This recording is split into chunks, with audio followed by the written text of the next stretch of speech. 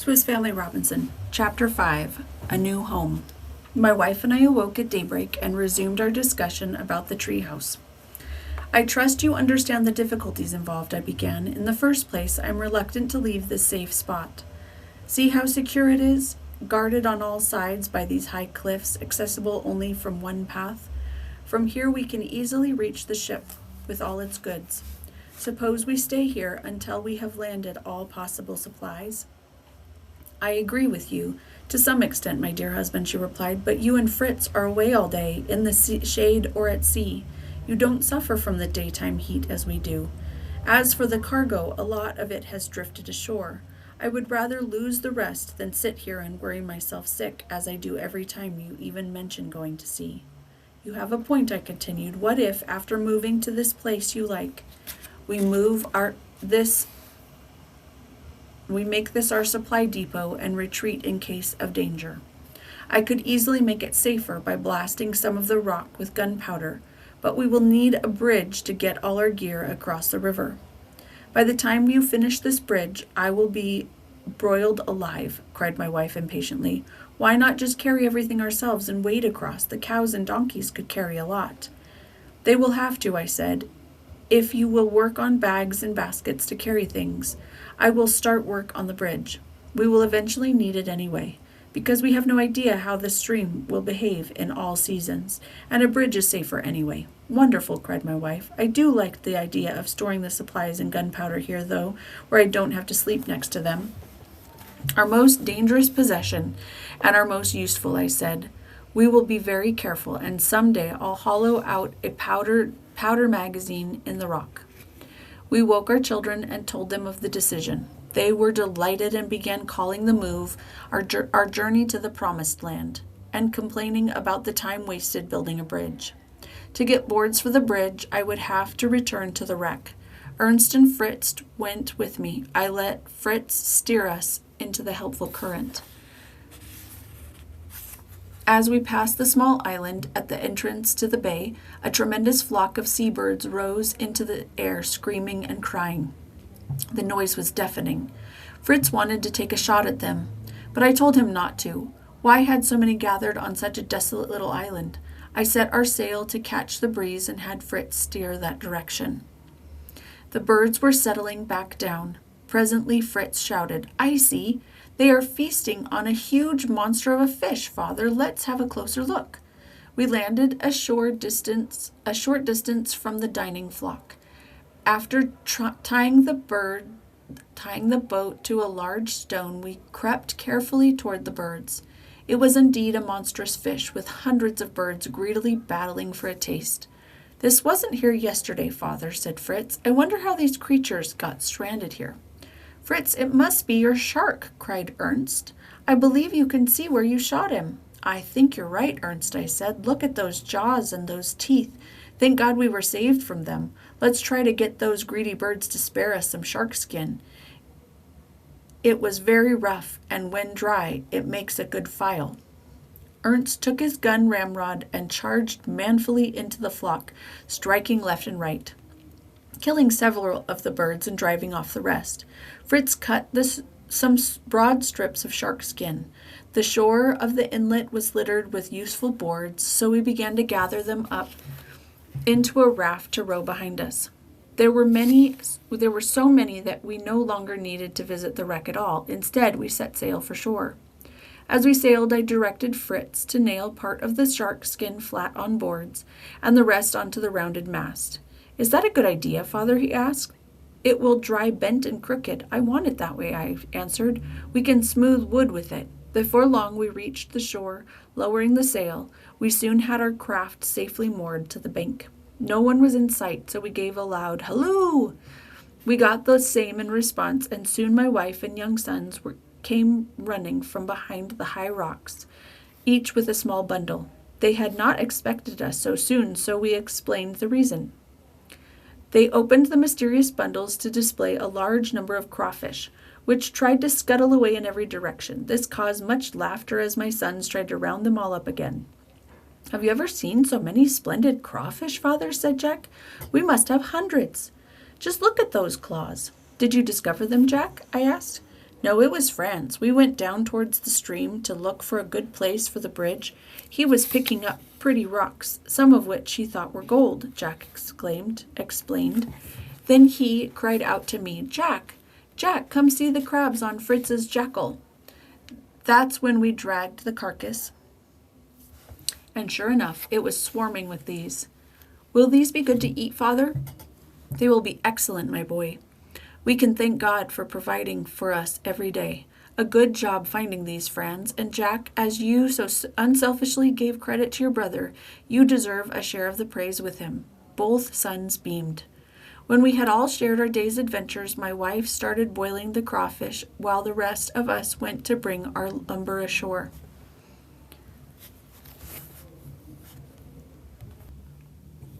When we had all shared our day's adventures, my wife started boiling the crawfish while the rest of us went to bring our lumber ashore. After some thought, I improvised a rope harness for the cow and donkey to enable them to drag the boards to the edge of the stream. Jack showed me where he thought the bridge should be, and I could see no better place. The banks were close enough together, steep and of about equal height. I wish we had a surveyor's table, I said. How do we figure out what lengths of boards to use? Tie a string to a rock, throw it across, and then pull it back and measure the length. I suggested Ernst. We did this and determined that the boards must be about 24 feet long. At this point, my wife called us to lunch. During the meal, she showed off her accomplishment. 2 large canvas bags. She explained that she had no needle large enough to sew them, and had to bore each stitch hole with a nail. We all praised her clever work. After lunch, we were eager to get back to our engineering. With the help of a pulley from our wreck and the cow and donkey, we soon had our first board across the stream. The rest was easier. We added more boards, braced them with cross pieces, and soon had a functional bridge. Nothing could exceed the children's excitement. They danced on the wonderful structure, singing and shouting. I didn't join them, but I shared their feelings of triumph. Once this died down, we returned to our tent for dinner and rest. We had prepared the way for our most important undertaking yet, and we all slept quite well. The next morning, over breakfast, I gave my sons a little speech. Remember, I said, though you have begun to feel safe here, we have much to learn about this place. There could be many dangers, so be careful. No charging off on your own, Jack. Ernst, you mustn't linger to study everything. And now, all hands to work. Camp was a beehive of activity. Some collected food supplies, others packed and loaded packed and loaded kitchen utensils, tools, ropes, and hammocks onto the cow and donkey. My wife pleaded for little Franz to have a seat on the donkey, and she did not want to leave our birds alone for a night. She also insisted on bringing her bag of surprises. I agreed to try to satisfy these requests if it could be done without overloading our animals. The children ran to catch the chickens and pigeons. This resulted in much chasing, fluttering, and cackling, but not a single bird captured. After a few chuckles, my wife called her sons back and then scattered some grain inside the open tent. When the birds came, she dropped the curtain, making it easy to tie all the birds together. We loaded them onto the cow, who stood completely still while we piled items after item on her back, even the chickens. I covered the birds with some curved hoops and sailcloth to quiet them down. Our patient cow looked like she had a small wagon on her back. The sow had refused to come and would have to fend for herself. Franz sat on the donkey amidst bags and bundles of all sorts and sizes. His curly head rested on the precious magic bag. What we could not carry, we shut up tight inside the tent. At last, we were ready to depart, well equipped and in high spirits. Fritz and his mother led the way. Franz came next on the donkey with the cow close behind. Jack herded the goats. One of them had always had a rider, the baby monkey whom Fritz had named Nips. The little fellow tried Fritz's patience with his constant movement and playful tricks. Ernst served as shepherd, and I brought up the rear. with Turk and Juno constantly running back and forth as though they were my aides. As we crossed the bridge, who should follow us but our grumpy old sow? Finding herself alone, she had come on her own, squealing and grunting her disapproval. Soon we had no choice but to travel along the beach, for the tall grass was slow going and made it difficult to keep track of the animals. Only the dogs kept us from losing any. We were making good progress along the sand when Turk and Juno suddenly dove, barking into the thick cover on our right. The barking soon gave way to howls of canine pain. It was certain that some dangerous animal was at hand. I watched each of my sons react in his own way. Fritz cocked his gun and advanced, balancing boldness with caution. Ernst drew back, but shouldered his weapon. Jack hurried before Fritz without thinking to unsling his gun. Before I could catch up, I heard Jack shouting excitedly, "Father, come quick, a huge porcupine!" Sure enough, the dogs were rushing round and round a porcupine, with a few quills in their muzzles. Each time they came near, the creature made a rattling noise and bristled up its spines. The poor dogs had never before encountered anything that hurt when they tried to grab it. While we watched the creature's curious defense, little Jack stepped up with a pocket pistol and shot it dead. Brave action soon gave way to boyish glee as he called for help carrying his prize, which would not be easy.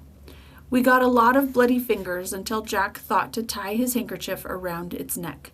He dragged it off and showed his mother the prize. "Mother, look what I shot. Father says it's good to eat. You should have seen how it terrified the dogs, putting up its spines. What a fearful creature."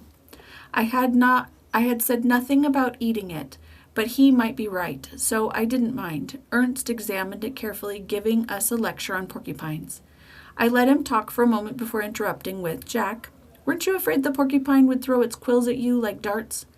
"Oh, of course," he answered. "That's only a fable." "A fable," I said. "Look at your mother, pulling 5 or 6 quills out of each dog." The dogs ran on the quills when they attacked. "See, those are the shortest quills, and were very loose in the skin. The longer quills bent aside." "Perfectly right, my boy," I said.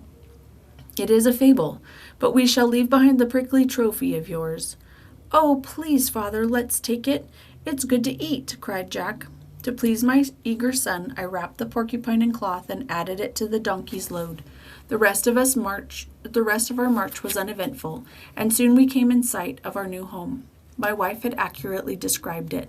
The place was calm and beautiful, and the trees were enormous. She glowed when I said a house among those branches would be the safest and most charming home in the world. We unloaded the cow and donkey, tying their 4 feet loosely together to keep them near. After hobbling the sheep and goats in the same way, we turned the birds loose and sat down on the soft mossy grass to make plans. Fritz left us for a moment in mid-discussion. Soon we heard 2 shots, after which he returned proudly carrying the body of a spotted wild cat. He showed it to each of us in turn. "Well done, Fritz," I said. "That saved our chickens from a bad night. We must be on the lookout in case others are nearby." "How odd it seems," remarked Ernst, "that God creates hurtful animals like this." "That is because his wisdom and ways are far beyond us," I counseled my son. "When we do not understand, let us accept and trust as his will. Animals maintain a balance in nature by preying on each other. Look at cold countries where they have no cloth, only the furs of bears, Arctic foxes, wildcats, and such. How would the people live? Seal skins is also valuable," said Ernst. "It is," I replied. "The seals prey on fish, as dogs once did on land animals. Fritz, tell us how you got him." "I saw something moving among the branches," he said, "and went softly around the tree with my gun. When I saw that it was a wildcat, I fired. It fell, but was only wounded and furious. When it tried to climb the tree, I finished it off with my pistol." "Good thing it tried to escape rather than going for your throat," I said. "This is a fierce, bloodthirsty animal called the margay, or a tiger cat. Sooner or later, it would have preyed on our animals. What can I use this beautiful skin for, Father? I would cure it very carefully. From that long, handsome black and yellow tail, make yourself a hunting belt. As for the rest, better preserve it until you find a use for it. How can we use my porcupine? Cried Jack excitedly. The quills will make good needles and perhaps tips for arrows. From the rest, I would try to make some defensive armor for the dogs. They may yet face worse enemies than jackals and wildcats. Great idea, Father, shouted Jack in glee. Just like the dogs are in boar hunts back home. Of course, I could have no peace until I got my boys started. Soon each had his prize fastened up by the hind legs, skinning his kill. Meanwhile, Ernst was fetching large flat stones to form a fireplace, and Franz gathered sticks, as their mother was anxious to prepare a meal. I was examining the nearest tree. What sort of tree do you think it is, Father? Asked Ernst. The leaves look like walnut leaves. There is some resemblance, but walnut trees don't have roots like these. More likely they are mangroves or wild figs, which are known for arching roots well above the soil, I replied. Just then little Franz came up with a large bundle of sticks, and his mouth was full of something. Oh, Mother, he cried, this is so good. What did you eat? She exclaimed in a panic. Don't swallow it. It might be poisonous. Spit it out this minute. From the tiny mouth she extracted small pieces of fig. Where did you find this? I asked. There are thousands lying in the grass over there, said my little boy. They taste good. I thought poison was nasty. Will they hurt me? The pigeons and chickens are gobbling them up. No cause for alarm, my dear, I said. These seem to be fig-bearing mangroves. But in the future, Franz, never eat anything without showing it to me first, no matter how good it seems. I turned to the other boys and added, if birds and monkeys eat a fruit or vegetable, we probably can as well. Taking the hint, they coaxed Franz to give up some figs which they offered to Nips. The funny little creature accepted one from Jack, turning it over, sniffed it and smelled it, then popped it in his mouth. The boys all laughed and clapped, praising the little monkey's good taste. With my wife's mind at rest concerning figs, she got to work on dinner. We gave the margay's carcass to the dogs. Part of the porcupine we put on the fire to boil. The rest we saved for roasting. To my wife's delight, I made her new needles from the thickest quills. I also began to think of proper harnesses for our animals, but too many other matters demanded attention. At the top of that long list was housing. The ideal tree would have many widely spread branches far overhead to better support the weight of 6 people in their home. When we had chosen the best one, I thought about how we would get up to it. We must make a rope ladder, of course, and throw it over a branch. A sturdy enough ladder to hold us would not be enough to throw so high, though. While showing Jack and Fritz the next tasks in curing their hides, I mulled this over. When lunch was over, I prepared our sleeping space. First, I slung our hammocks from the roots of the trees, and then covering the arching roots with sailcloth to keep out the chill and most of the insects. My wife got to work on harness for the cow and donkey so they would help us haul materials tomorrow. I took Fritz and Ernst down to the beach to get suitable wood. In the beginning we found only rough, unsuitable driftwood, and then Ernst noticed a number of bamboos half buried in the sand. These were perfect, so I cleaned off the leaves and cut them into 6-foot lengths and then bundled them up. Next we hunted for reeds hard enough to make into arrows. I saw a likely patch of them in a nearby clump of trees. We entered cautiously in case the woods contained something dangerous, but Juno rushed ahead. Suddenly there was a great flapping of a flock of flamingos erupting from the edge of the trees. Fritz quickly shouldered his gun and fired, bringing down 2, the rest sailing away in a perfect pattern of rosy pink and white. One was quite dead, but the other had only a slight wound in the wing and ran off across the swampy ground. Juno took out after it and soon brought the protesting bird to my feet. Fritz and Ernst were delighted. What a handsome bird, Ernst exclaimed. Is it hurt badly hurt? Let's tame it and let it run with the chickens and pigeons. Its plumage is brighter than that of the dead one, remarked Fritz. Yes, Ernst said. This one is full grown while the other is younger. See what long legs it has, like a stork, and its great webbed feet. The flamingo is equally at home on land, air, and water. Then let's take it home to Mother, Fritz said, and see if it's at home in the cooking pot. Fritz and Ernst then carried the birds and bamboos to the trees. I cut the hardest reeds I could find, and then cut 2 of the tallest canes to use in measuring the height of the trees. Back in camp, my wife liked the dead flamingo better than the live one. Are you going to keep this big hungry thing? She asked. We hardly have the surplus of bird feed. Luckily, I replied, the flamingo will not eat grain, but will be quite satisfied with insects, fish, and little crabs. Now let me tend its wound. I dressed the hurt wing with some wine and butter, noting that it was not broken. Then I took the bird to the stream and fastened it to the stake with a long cord. If its wound healed, kind treatment might tame the flamingo. While I served as veterinarian, my sons tried to determine the height of the lowest branch of the chosen tree. Unfortunately, the canes were far too short for this. When I saw that what they were doing, I came over and said, "My boys, for this you need geometry. It enables us to measure even the height of tall, distant mountains." Using a rod of unknown length, I measured out a certain distance from the base of the tree, marked the spot, then estimated the angle from the spot to the branch. After doing some mathematics, I made a confident announcement to my astonished children. We would be living 30 feet above the ground. Therefore, our ladder must be slightly longer.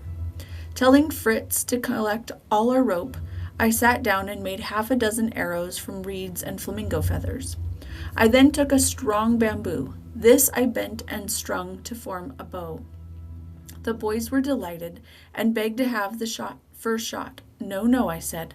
This isn't meant as a weapon. The arrows don't even have points. Elizabeth, I called my wife, is there a ball of stout string in your wonderful bag? Certainly, she replied. I think that was the first thing I put in. Reaching deep inside, she drew out exactly what I wanted.